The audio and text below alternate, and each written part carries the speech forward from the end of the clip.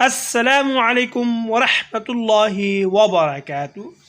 دوستو، مختصر درود شریف کے مختلف طریقے اور ان میں افضل درود شریف کون سا ہے؟ نمبر 1 صلی اللہ علیہ وسلم، نمبر 2 صلی اللہ علیہ وآلہ وسلم، نمبر 3 صلی اللہ علیہ وآلہ واصحابہ وسلم۔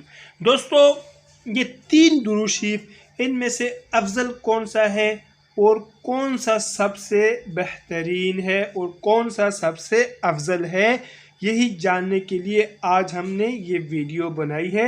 امید کرتا ہوں آپ اینڈ تک دیکھیں گے اور چینل کو سبسکرائب بھی کریں گے مزید اچھی ویڈیوز کے لیے۔ دوستو، یاد رکھیں کہ جس طرح احادیث میں خاص صیغوں کے ساتھ درود شریف پڑھنے کے فضائل وارد ہیں، اسی طرح درود کے متعلق یعنی غیر مخصوص صیغوں کے ساتھ درود پڑھنے کے بھی فضائل منقول ہیں۔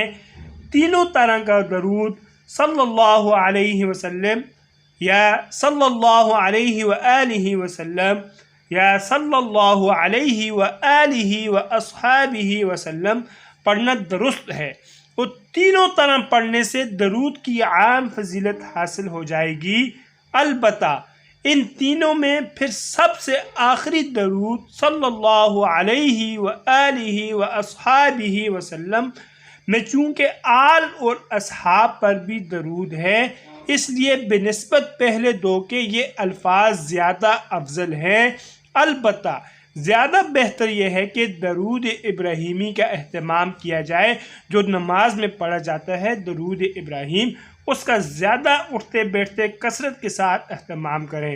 دوستو، مزید اچھی ویڈیوز کے لیے چینل کو لازمی سبسکرائب فرمائیں۔ جزاکم اللہ احسن الجزا۔ طالب دعا قاری محمد آصف۔